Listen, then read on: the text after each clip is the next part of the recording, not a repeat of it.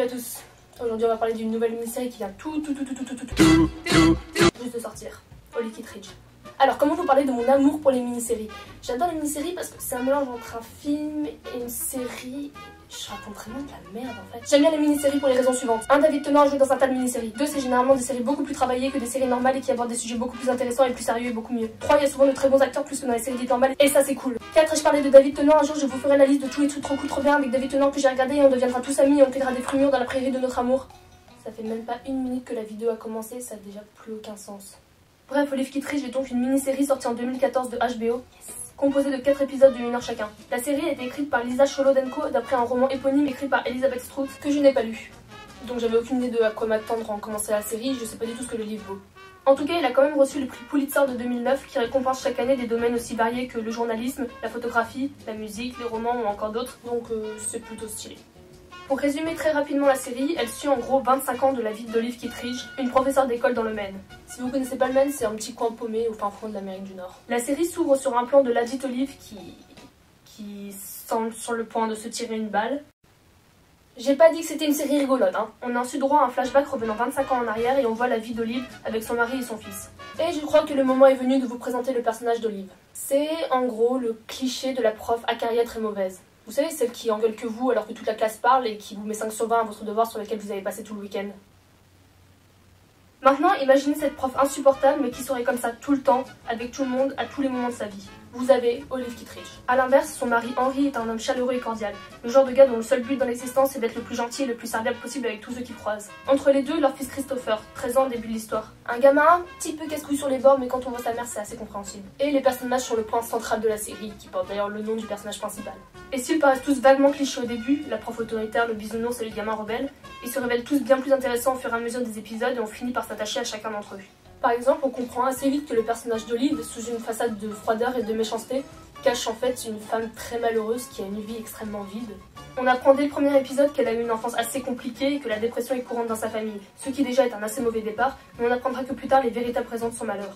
C'est quelqu'un qui cache une véritable sensibilité et qui aime réellement ses proches, mais son incapacité à le montrer et à se remettre en question finit par la couper complètement des autres. Le personnage d'Olive prend tout son sens au dernier épisode.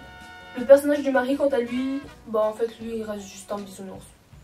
Il aime sa femme plus que tout au monde mais se heurte continuellement au mur d'insensibilité apparente qu'elle a construit autour d'elle et est incapable de comprendre pourquoi elle est aussi froide avec lui. Ce qui donne des scènes franchement tristes comme... What's this? I thought they were unusual.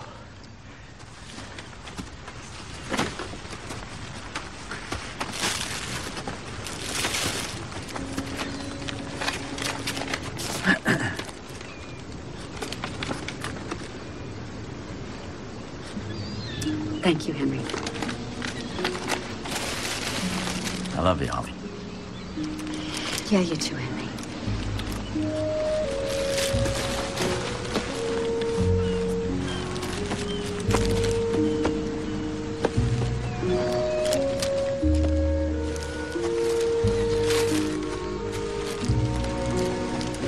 MC t'a pleuré. Car non, c'est pas une série joyeuse. Mais alors pas du tout, du tout. Rien que dans le premier épisode, t'as droit à une tentative de suicide, une crise cardiaque, un accident de chasse, un accident de voiture et un chaton écrasé. Quoi, ils ont tué un chaton? C'est une série dramatique, on ne tue pas les chatons. On ne tue pas les chatons, principalement centrés sur des sujets comme la dépression, l'usure d'un mariage ou tout simplement le fait de vieillir. Et oui, je sais que j'ai que 16 ans et que je peux pas comprendre ce que ça fait d'être âgé et tout ce qui va avec. Mais je pense que la vieillesse et la mort sont des sujets auxquels on a déjà tous pensé au moins une fois dans sa vie et qui nous font tous un petit peu peur, donc je trouve ça vraiment dommage que ce soit pas un sujet qui soit plus abordé dans le cinéma. C'est une série intimiste, pas du tout comme les machins aseptisés à gros budget comme on en trouve à l'appel, qui filment le quotidien et la vie telle qu'elle est vraiment. Et pourtant, ils ont réussi à rendre une série très simple qui n'a rien de spectaculaire, vraiment passionnante. C'est d'ailleurs un des gros points forts d'HBO qui semble pas mal se spécialiser dans les histoires de famille qui s'étendent sur plusieurs saisons. On peut prendre l'exemple bien évidemment de Six Feet Under, qui est une famille de croque-morts sur 5 années. Olive Kitteridge est tellement bien écrite et réalisée qu'un truc qui aurait très vite pu devenir chiant à mourir réussit à instaurer une ambiance et un véritable suspense. On ne sait absolument pas où la série va nous mener, et je peux vous dire qu'il se passe beaucoup de choses dans chaque épisode. Alors oui, le rythme est lent, ça c'est sûr, mais je pense que si on accroche au style de la série, on peut pas s'ennuyer devant. La dernière chose à évoquer sur Olive Kitteridge, c'est son casting de ouf.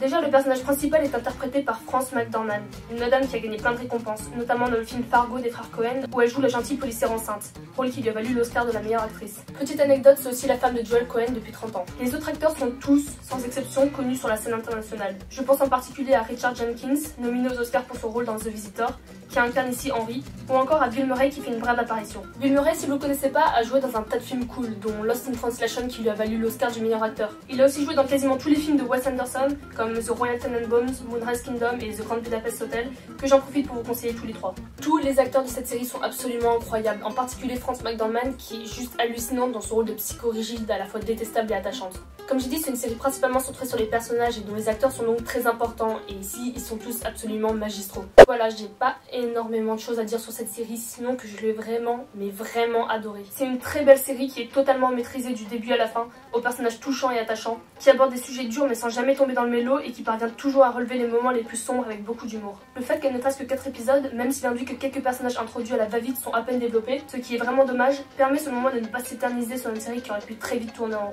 Cette mini-série est une très belle découverte et je la conseille vraiment à tout le monde qui voudrait regarder quelque chose d'un peu différent. Le final, que je ne vais évidemment pas spoiler ici, est à la fois très triste et magnifique. Et j'ai pas envie de tomber dans la niaiserie, mais c'est vraiment un message de vie et d'amour, et ok, c'est mort. Olive Kitteridge, c'est pas une série que tu oublies 5 minutes après l'avoir regardée, c'est quelque chose qui te reste en tête et personnellement elle m'a vraiment marqué. Je sais pas si c'est les sujets abordés qui m'intéressent ou si c'est les personnages ou si c'est la manière dont c'est fait, mais je trouve que cette série a vraiment quelque chose. Ok, c'était une nouvelle vidéo de moi.